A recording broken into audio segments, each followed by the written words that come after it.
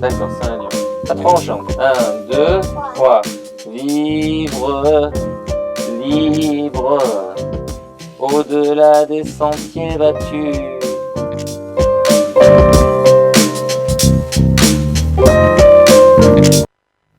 Bonjour les amis, bienvenue dans cette émission. Dans l'émission précédente, nous avons vu comment entrevoir la justice dans un monde qui vit libre. On a vu les premiers pas qui pourraient être faits et certaines choses qui pourraient être changées. À ce propos, est-ce qu'on aurait vraiment besoin d'aller devant un juge pour pouvoir s'accorder entre nous? Ou alors est-ce qu'on pourrait avoir cette intelligence en nous-mêmes de se poser, de discuter? Quelque part, comme on dit ici à La Réunion, de causer. Qu'est-ce que tu en dis, toi, Xavier ? J'en pense pas moins, hein. C'est-à-dire que si les gens discutaient, trouvaient des compromis, et puis même si la justice était claire, c'est-à-dire que si on savait ce qu'on a le droit de faire et ce qu'on n'a pas le droit de faire, et qu'on joue pas au poker, c'est-à-dire que voilà, tu t'entends pas avec ton voisin, on se retrouve au tribunal, et puis coup de poker, quoi. Et là, c'est comme si on était à la roulette. C'est ça. On est à la roulette, et puis on jette les dés. Faut voir où est-ce que la bille s'arrête, qui gagne et qui perd. C'est ça. C'est une incertitude totale, c'est le hasard. Presque. Sachant qu'il y en a, ils ont plus d'argent que d'autres. Donc ils peuvent jouer encore, là où d'autres, quand ils perdent, ils ne peuvent plus jouer. Ça c'est un autre sujet, mais un sujet important aussi, c'est qu'on n'a pas tous accès à la justice, comme il faut, quoi. On en reparlera dans une autre émission, si tu veux bien. Il y a un sujet qui nous importe beaucoup, un peu partout dans le monde, c'est le sujet du handicap. Et dans un monde qui vit libre, comment est-ce que le handicap serait traité? Comment est-ce qu'il serait jugé sans juge, justement? Toi, quelle serait ta vision dans ce monde idéal où l'on vit libre à propos du handicap? Avant tout, le handicap, en fait, chacun gère. Il y a beaucoup de personnes handicapées qui disent qu'au final, elles se ressentent pas handicapées parce qu'elles font en fonction de leurs moyens. Elles font en fonction de leurs possibilités. Après, c'est comme quelqu'un qui prend de l'âge, il a des capacités et il fait avec. Et donc voilà. Pour moi... Ne pas le prendre pour statut, c'est-à-dire ne pas le prendre pour titre handicapé. Par exemple, moi je suis un individu en situation de handicap, mais je ne vais pas le crier sur tous les toits, mais je vais m'adapter. Je vais adapter ma vie, mon mode de vie. Tu m'as partagé aussi, toi, certaines de tes aventures aussi. Si tu veux, tu peux le partager, mais si tu veux, tu peux ne pas le partager. Ce que tu es en train de dire là, c'est qu'il n'y a pas à en faire toute une montagne. Mais il y a des choses qu'on pourrait éviter dans un avenir pas si lointain. Des choses qui nous ont paru un peu incohérentes. Mais dans un monde qui vit libre, comment est-ce que... Moi, j'imagine bien, par exemple, que l'individu handicapé n'est pas vu selon son handicap. Parce qu'aujourd'hui, par exemple, on dit personne en situation de handicap. On essaie de trouver des noms. Demain, on va dire personne autrement capable. Je disais ça à un ami qui a Parkinson, Yannick. Je lui disais, mais Yannick, toi, tu aimerais qu'on t'appelle comme ça? Il me dit, autrement capable. J'étais capable de 10 000 fois de plus avant que j'ai Parkinson. C'est un nom pourri, ça. Ce qui nous arrive, c'est moche. Il faut dire que c'est moche. Sauf qu'aujourd'hui, on ne dit pas que c'est moche. On dit c'est ceci, c'est cela. On ne pose pas le nom, on ne pose pas le terme selon lequel on se traite les uns les autres. Et pour moi, un monde dans lequel on vit libre, c'est un monde où on traite à part égale en tant qu'humain celui qui est valide et celui qui est invalide. En fait, le regard ne change pas. On rase pas les murs quand on voit quelqu'un qui est brûlé de la peau ou qui est défiguré. On ne fuit pas quelqu'un qui a le cancer en pensant que peut-être on pourrait l'attraper. On accueille quand même chez lui pour les fêtes quelqu'un qui a eu le Covid. Et on arrive à s'accueillir avec ce qu'on a eu finalement. C'est vrai que le Covid, c'est une forme de peste. Non, c'est vrai. Et puis là, pareil, les gens qui ne sont pas vaccinés, ils ont la peste aussi. Et donc voilà, il y a plein de choses à dire à ce sujet-là. Mais moi, je pense que, avant tout, si on était bienveillants, déjà entre nous, sans parler de personnes valides ou handicapées, pour moi, ça se passerait mieux. Et pour moi, c'est intéressant les déclinaisons que tu as données pour qualifier les personnes, les personnes différentes. Hein. Donc autrement capables, en situation de handicap. Moi, j'aime bien en situation de handicap, mais ça, en fait, ça relève pas du handicap permanent. Parce que si tu es en situation de handicap, on doit pouvoir te pardonner le fait que tu puisses pas faire ci ou faire ça, parce que tu es dans une situation où tu peux pas le faire. Et ça veut pas dire que ça sera pas une invalidité qui est définitive. Pour moi, dans un vivre libre total, on n'aurait même pas trouvé de dénomination pour le handicap. On t'appellerait Xavier, on m'appellerait Farzad. C'est un petit peu le cas, non ? C'est aujourd'hui, entre nous, oui. Parce qu'on se connaît, on se parle. Par exemple, avec mon fils, on va régulièrement dans des institutions où il y a des enfants handicapés. Et il joue avec. Il joue avec d'autres enfants à qui il manque un bras, qui sont parfois brûlés au 3e degré, avec des enfants à qui il reste peu de temps à vivre parce qu'ils ont des problématiques au niveau des organes, tout ça. Et il comprend tout ça, il intègre tout ça. Et quand dès le plus jeune âge il voit ça, pour lui c'est plus un mystère, c'est plus un secret, parce que ce qu'on connaît pas, on en a peur. Qu'est-ce qui fait que les gens ont peur d'un handicap ? Parce qu'ils ne connaissent pas, parce que ils ont été avec les mêmes valides, les mêmes personnes conformes à leur image, et tout à coup ils rencontrent quelqu'un à qui il manque une jambe, ou quelqu'un à qui il manque le gosier là pour pouvoir parler, donc il a besoin d'un instrument pour pouvoir parler. Ou tout à coup, ils rencontrent quelqu'un qui est aveugle. Et ils n'arrivent pas à communiquer avec. Ils n'essayent même pas. Quelqu'un qui est autiste, par exemple. Mais si on rencontre dès le départ, on s'adapte. On s'adapte avec les capacités qu'on a et les capacités qu'a l'autre. Et il y a des choses très très marrantes. Par exemple, mon fils, il a 3 ans là. Et il a rencontré plusieurs enfants qui étaient destinés à mourir. C'est-à-dire qui avaient été diagnostiqués d'une maladie dégénérative et dans les mois, voire dans les années à venir, ils allaient mourir. Et le lendemain, je le vois avoir mis son petit panda peluche au milieu du salon et il me dit Dada, c'est Farzad. Panda est mort. Je lui dis ah bon ? Qu'est-ce que tu veux lui dire ? Il m'a dit je l'aime, je t'aime Panda. Et là il caresse comme ça. Je dis très bien. Non, tu lui dis quoi d'autre ? Je lui dis qu'il est mort, que maintenant c'est bon, il peut y aller. Et donc en fait, il y a son rapport à lui, avec cette chose qu'on peut appeler la mort de quelqu'un avec qui on s'est amusé, à qui on s'est attaché à cette personne, tu vois. Il est en train de le vivre à l'âge de 3 ans. Et nous en tant qu'adultes, peut-être qu'on n'a pas vécu ça quand on était enfant. Et dans toutes nos adolescences, du début de notre âge adulte, et tout à coup, un de nos parents meurt. Ou notre mère a un cancer. Et là, tout à coup, c'est tout notre monde qui s'effondre, on se retrouve devant un vide de sens, parce qu'on n'a pas pu construire tout ça avant.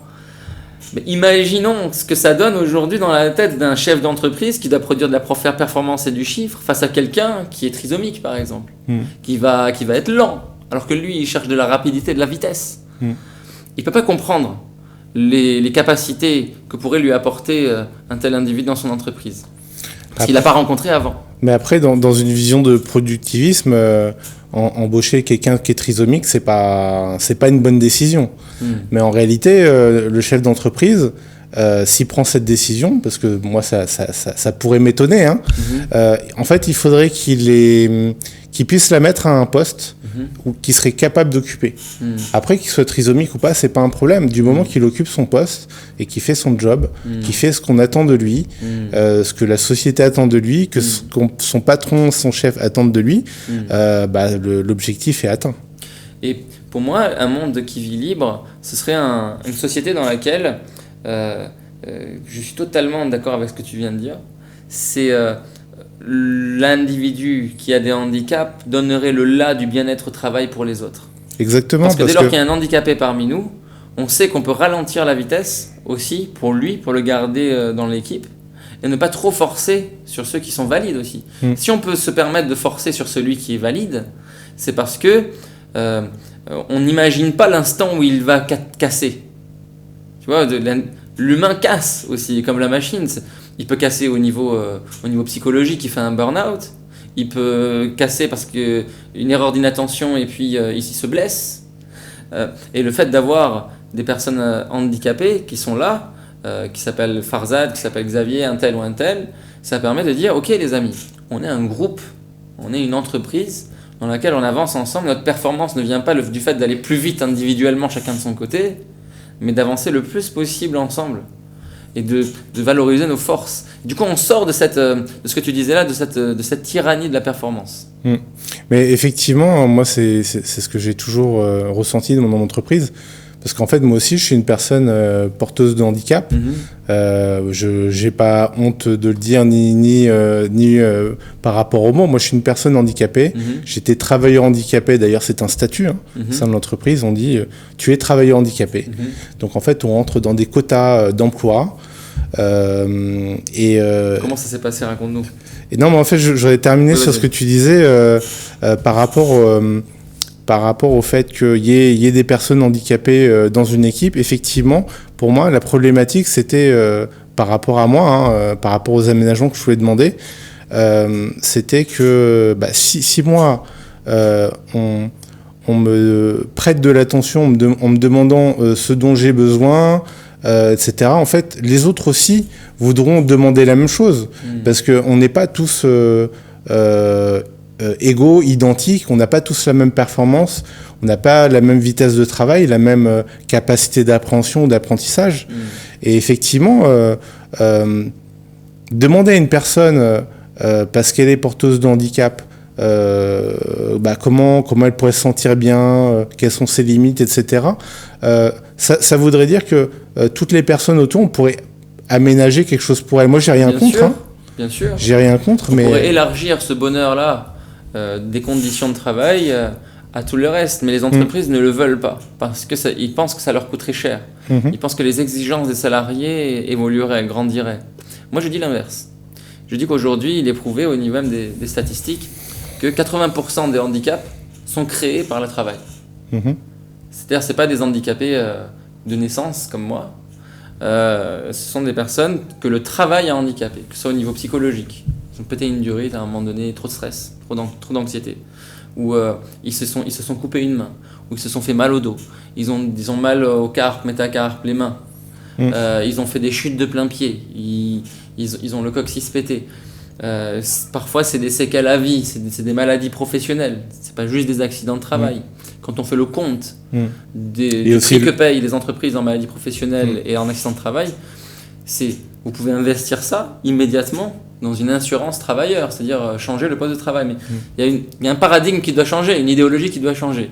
C'est-à-dire que là, toi, tu me racontais, on t'avait demandé d'adapter le poste à toi. On t'avait posé la question de comment est-ce que tu aimerais adapter le poste. Or, aujourd'hui, nous, on est dans une idéologie en entreprise, on veut adapter l'être humain au poste. C'est-à-dire, on veut un humain universel, qui a des compétences, des capacités universelles, qui n'a pas de problème, et on peut le mettre dans un poste, puis dans un autre, etc. Mais on n'arrive pas à faire ce cheminement, ne serait-ce que mental, c'est un processus de se dire quels seraient les besoins de cet individu à ce point. On adapte le poste pour l'individu. Et là, mon idée, l'idée qui ressort chez les personnes handicapées pourrait être étendue, comme tu le dis, aux autres salariés. Mais il faudrait des chefs d'entreprise vraiment de talent et de vision pour nous rejoindre là-dedans. Tu penses qu'il y en aurait? Mais il y a beaucoup de grandes entreprises qui parient sur le bien-être au travail. Mais là encore, c'est peut-être aussi une façade. Une communication. Oui, parce qu'en fait... du handy-washing. C'est peut-être une façade, parce qu'en réalité, les entreprises qui proposent ça, elles ont des salariés qui sont... très compétents, très productifs, etc. Et c'est peut-être aussi pour leur donner l'illusion qu'on prend soin d'eux.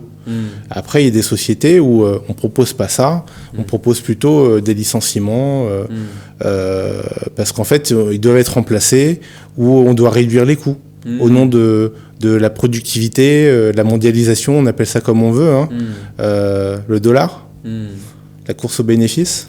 Et comment serait du coup, quel serait selon toi le processus pour changer ça? C'est-à-dire pour arriver à un handicap qu'on assume, qu'on embrasse, avec lequel on avance ensemble, qui n'est pas pointé du doigt, un handicap avec lequel on peut vivre libre. Alors j'ai pas forcément en entreprise. J'ai pas forcément de solution, mais après, je pense qu'avec le temps, ça peut s'arranger.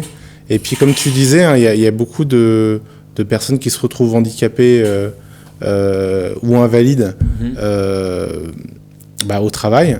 Et on en parlait tout à l'heure, c'est par rapport au taux de recrutement. On a un quota de personnes handicapées dans l'entreprise. Et donc ça oblige les gens à côtoyer des personnes handicapées. Ou alors on paye une amende. Et donc moi j'ai travaillé dans une entreprise où il y avait un accord avec la direction du travail, donc c'était la directe. Et donc en fait l'argent qui était censé être ponctionné et reversé à la GFIP, qui est un collecteur en fait, en gros. Des fonds pour le handicap. Pour le handicap, donc pour la formation ou l'adaptation. Ou l'adaptation, voilà, c'est ça. Et donc en fait, l'argent en fait, il est géré en fait par la société, par une personne qui est coordinateur au handicap. Généralement, c'est une personne qui est aussi chargée de recruter des gens sur des salons. Alors c'était très difficile de recruter des hauts profils de personnes handicapées sur les salons. Oui, parce qu'on est très peu spécifique. Alors non pas parce que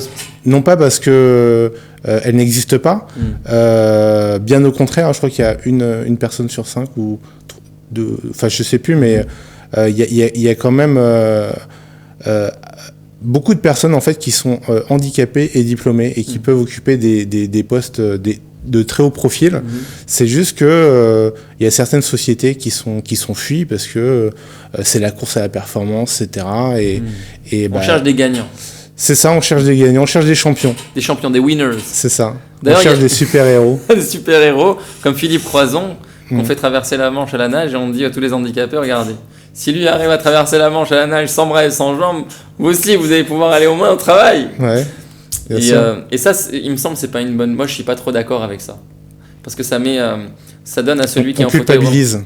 On culpabilise les gens qui sont handicapés. Ouais, on culpabilise du fait que tu as un handicap qui est moindre que l'autre. Au moins, toi, tu as tes bras et lui, il fait plus que toi. Et ça met dans une logique de compétition. Tu sais, c'est un ami Romain qui est en fauteuil roulant. Il me l'avait dit ça. Il m'a dit, tu sais, moi, ce que je ressens quand je suis dans mon fauteuil, je me dis, j'ai 2 bras, lui, il en a pas, et il fait Paris-Dakar. Je lui dis, oui, mais lui, il a des sponsors. Et toi, pas. Lui, il passe à la télé. Il a eu certaines opportunités qui ont été ouvertes. Et toi, peut-être, ça t'intéressait même pas, le Paris-Dakar. Mais le fait qu'il ait cette image-là, ça donne aux handicapés un peu comme cette mission un peu légendaire de devenir des héros, d'avoir une médaille olympique, etc. Mais c'est peut-être pas ton truc. Je lui dis, c'est quoi ton truc, Romain? Et il me dit, moi, c'est le théâtre. Je dis, faut que tu sois performant en théâtre maintenant. Mais c'est pas la performance théâtrale, c'est pas un truc qui est visible, qui peut être mis en affiche et dont on peut faire un film, tu vois, comme quelqu'un qui ferait une traversée de la Manche héroïque ou qui ferait un Paris-Dakar. C'est sûr, c'est injuste. Mais d'ailleurs, on en parle dans le cinéma par rapport au quota. C'est que bien souvent, en fait, les gens qui sont en fauteuil roulant dans des films et les séries, c'est des gens qui sont valides. Oui. Ben oui, intouchable. Oui. Il n'est pas intouchable en fait. Il est valide. C'est ça. C'est clair. Et donc, pour occuper un rôle d'une personne handicapée, on a besoin qu'il soit totalement valide. Je comprends pas. Alors que au final, il joue le rôle d'une personne qui est handicapée. Une personne qui est handicapée, elle a totalement le profil pour occuper le poste. Il y a qu'un personnage au cinéma qu'on peut pas faire on peut pas prendre des valides à la place des valides. C'est les personnes de petite taille. Oui. Comme Mimi Mati. Et elle raconte son parcours pour avoir un rôle comme ça. Et peut-être même certains arrivent à changer le scénario pour faire rentrer un tel personnage comme dans Game of Thrones, avec ce roi qui est de petite taille. Oui. Mais c'est très difficile, c'est très rare. Il est pas roi, mais bon, il fait partie de la famille royale. C'est ça, il fait partie de la famille royale. Ouais. J'ai pas vu, moi, le film. Il est... en fait, Peter Dinklage, je sais plus. Donc, du coup, justement, il milite là-dessus. Il dit Il dit que voilà, ils ont leur place, ils ont leur rôle.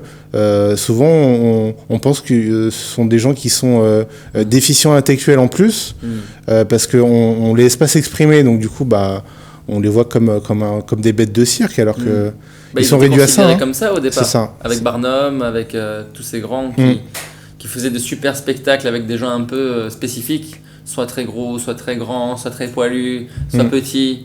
Il leur faisait faire des tours de cirque et ça faisait venir le monde. Et c'est comme ça que les personnes handicapées pouvaient trouver une place en venant faire du cirque, en fait, quelque part. C'était leur place au départ, et dans le conscient, dans l'inconscient collectif, ça reste comme ça. Mais dans un monde où on vit libre, le processus, ce serait que chacun, ce que tu es en train de dire, chaque personne en situation de handicap, quel que soit son nom et sa situation, se fasse une place, s'exprime, ose dire moi aussi j'ai la place pour venir là, et créer cet espace où véritablement on s'inclut les uns les autres, on s'accepte les uns les autres. C'est sûr, on n'y est pas encore, mais ce serait quoi le premier pas pour y arriver, selon toi? Déjà, on parlait des champions. On n'est pas tous des champions. D'ailleurs, cette personne dont tu parlais tout à l'heure, Philippe Croison. Ouais. On lui envoie le bonjour, c'est un type sympa, il est super. Ouais, sûrement, oui. Mais ce que je veux dire, c'est que les valides devraient aussi le prendre pour exemple. Et pas justement dire aux personnes handicapées, essayer de l'imiter, lui se défonce, etc. Mais on n'a pas tous le mental du champion. Parce qu'effectivement, même les personnes qui sont valides n'ont pas tous un mental de champion. Et moi, je trouvais ça triste, une société où il n'y a que des champions. Et on a besoin de tout dans une société. Et c'est pas parce que on est performant, on est surperformant dans le domaine sportif ou autre, que les autres n'ont pas le droit d'exister. Il y a des gens qui ont des talents autres que sportifs ou autres. Oui, qui ne sont pas forcément visibles. Des capacités que tout le monde ne voit pas, qui sont développées dans le secret.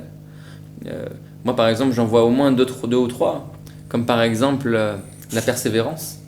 Quelqu'un qui veut reconquérir certaines aptitudes physiques ou psychiques, elle fait des exercices, elle a des préparateurs mentaux, physiques, sportifs. Ensuite, il y a aussi cette qualité-là d'adaptation à la souffrance. On vit dans une société où on n'aime pas la douleur, on prend un Doliprane, mais certains handicaps ont beaucoup de douleur.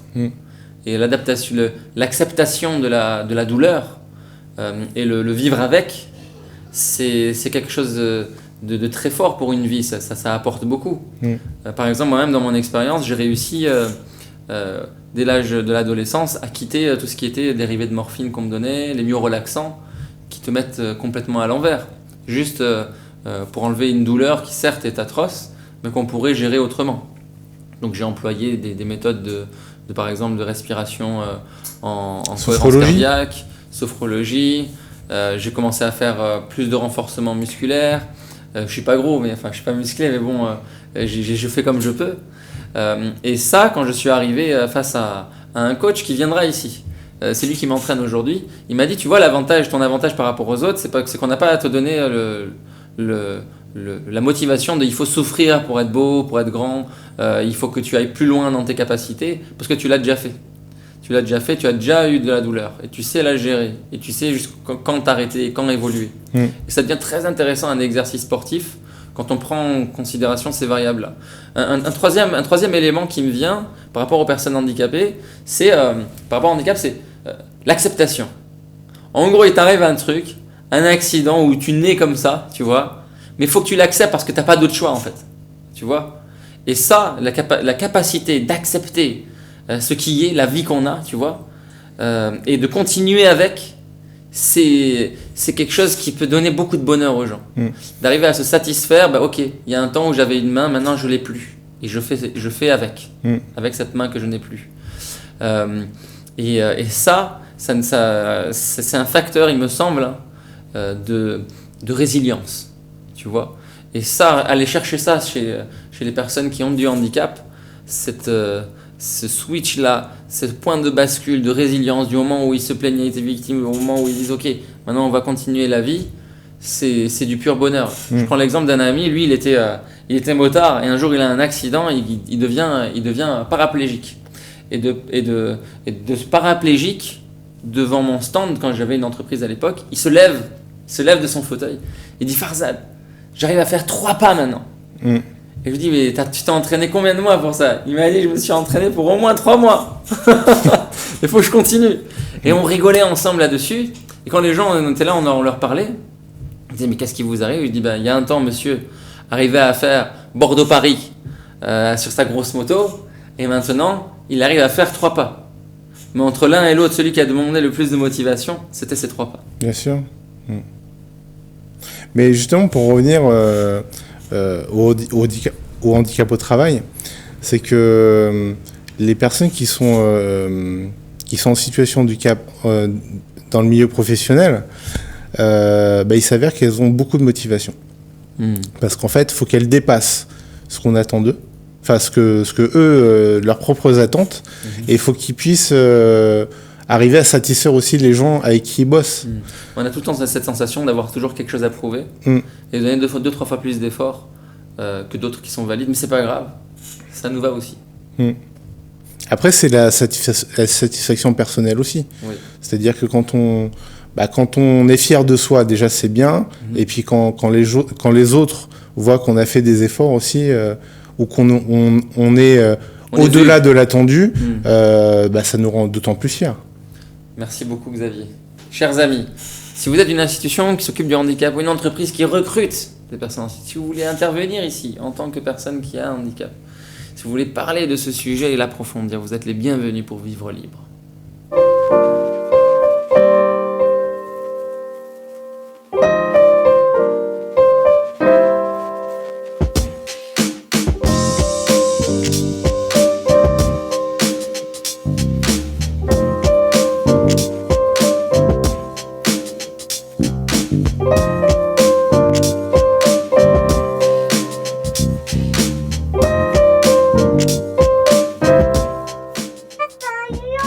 D'accord, c'est un lion. Après on chante. 1, 2, 3. Vivre libre au-delà des sentiers battus.